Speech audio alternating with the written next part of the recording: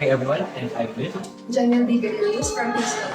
Sige po. So ang tanong ko lang po is, what are your experiences and thoughts po nung presidential election, 2020 presidential election, nung nag-aaway po yung mga Marcos supporters at many supporters po online?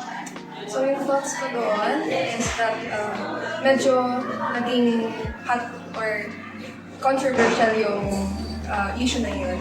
And because of that, it caused boundaries or parang conflicts with families, friends, and even yung mga kakilala.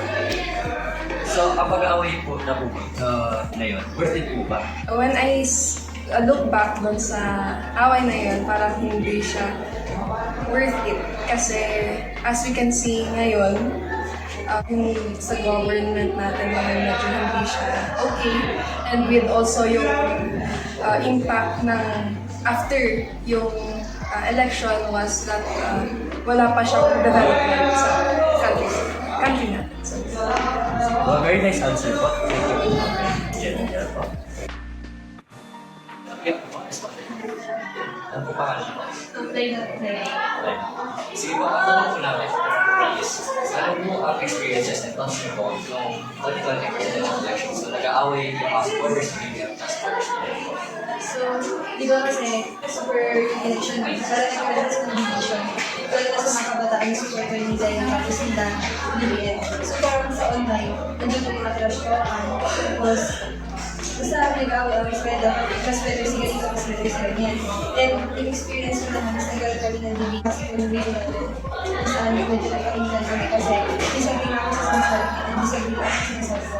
So, yung pag-aaway niyo ba worth it po? Ang masasabi ko po rin is parang ako na parang hindi. Kasi parang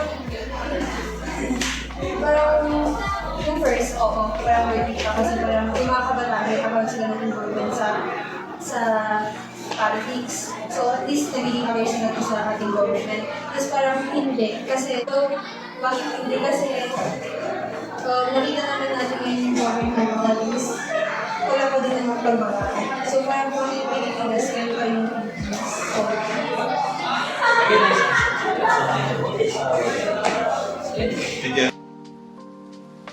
Hello po, ito po yung ating interview po ngayon at I'm with John Gayo po. So, Mr. John Gayo, ano po yung experiences and thoughts niyo po ng 2020 presidential election na nag-aaway yung supporters ng BBM at online? Before, kasama actually ako sa mga nakikipag-away because before, for my mentality, naniniwala ko na kailangan natin talagang ipaglaban yung mga ipaglaban yung tama at kalabanan yung mga fake news na meron sa online. Pero ngayon, I realize na pati yung mga sumusuporta sa mga fake news, parang mas biktima rin sila. Kaya dapat it's more on understanding and thinking holistically siguro. And ayun, ako naman, to be specific, dahil supporter kasi ako, so sumasama ako sa mga online groups na nag-share din ng mga informations kung ano talaga yung totoo. Kasi sobrang dami ng fake news. Nung nag-aaway ko sila, yung dalawang sides po, sa tingin mo ba worth it po ba yun? I think it's either of that. Kasi, I guess in a way na may mga tao naman nag-change ng perspective wherein mas naniniwala na sila kung ano yung totoo. And no, in a way na parang instead na maging aswang, mas pinagbabatak-batak niya ito yung especially sa relationship with the family. Kasi ako yung grandmother ko, BBM sila. Tapos pati yung iba kong brothers. Yung first brother ko lang siya ako yung sumusupport talaga. Nag-speak out talaga. So medyo mahirap sa family. Parang na-affect yung relationship din ako. So, that's all for today's interview. Thank you, Mr. John. So, hello po. I'm Will. Jeremiah. So, Sir Jeremiah, ano ang experiences and thoughts niyo po ng 2020 presidential elections nung nag-aaway mga supporters ng BBM at CN? So basically, sa tingin ko nangyari doon is nag-focus sila sa going against each other. kaysa sa going for what they believe in. Basically, mas gusto nila siraan na lang yung kabila kaysa sa itaas yung parang platform gusto nila. So parang mas naging clueless pa yung mga Pilipino kung sino talaga susuportahan kasi negative yung binibigay ng iba, parang hindi nila binibigay yung positives ng parang gusto nila. So sa experiences and thoughts ko, worth it po ba yung pangalan na yun? I think natural siya, so I think worth it naman kasi at least may nakuha naman tayong mga information about sa election and mas nagpa-participate na rin yung mga youth this election kaya okay naman. Sige Sir Jeremiah, thank you. I think And good day everyone. Today we are CEST and III teacher, Ma'am Glenda Salino. Glenda. So, Ma'am Glenda, our first question is, what are your experiences and or thoughts regarding the conflict between the Marcos supporters and the supporters during the 2020 presidential elections? Okay, with regards to the supporters of PBM and PBM during the 2020 presidential elections, I experienced that in social media, majority of them are commenting to support their presidential candidate. But some of the comments I noticed were very personal and some were already below the belt because it is now, some of them are commenting not on the presidential qualifications of the candidates, but more also on the families of the candidate. And for me, as a social science teacher, I think one of the characters of the Filipinos when it comes to the two presidential elections is that they tend to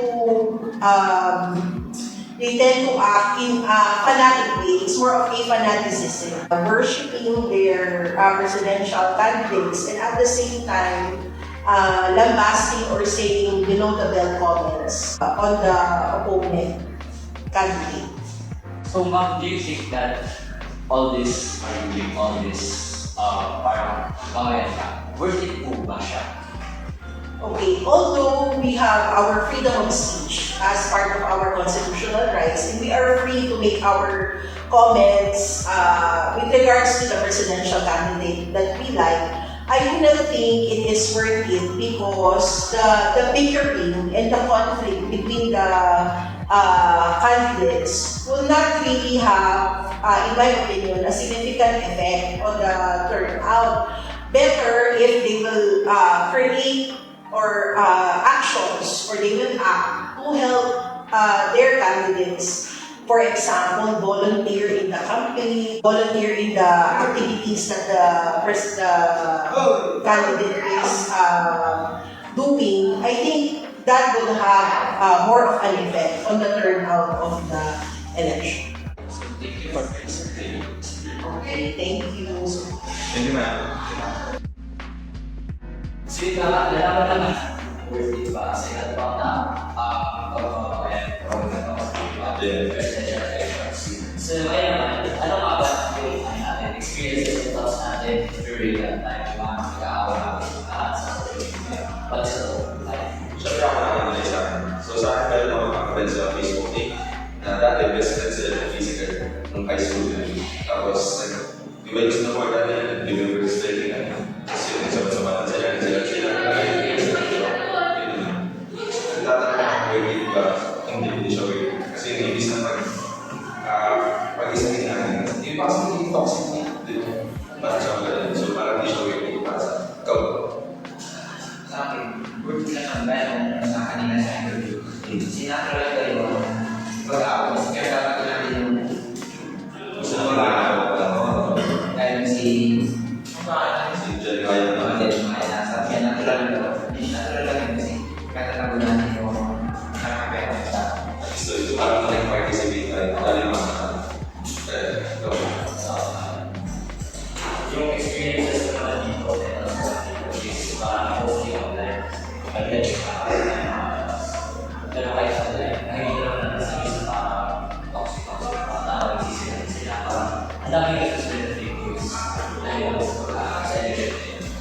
So, kung sa sa tingin ko, hindi. Kasi invest na community ng mga tao para sa isang goal and purpose. Para nasisira yung society natin. Parang yung community government, parang ako, isa tayo sa tao. So, ito ako yung isa. Gusto naman ng content kasi parang gusto ko kasi nila yung benefits. Dami sa focus sa content. Mga gender, Yung mga conference na gender equality. Kaya parang mga pwede sila parang sinusuportahan din mga babae. mas support naman yan yung mga gender equality.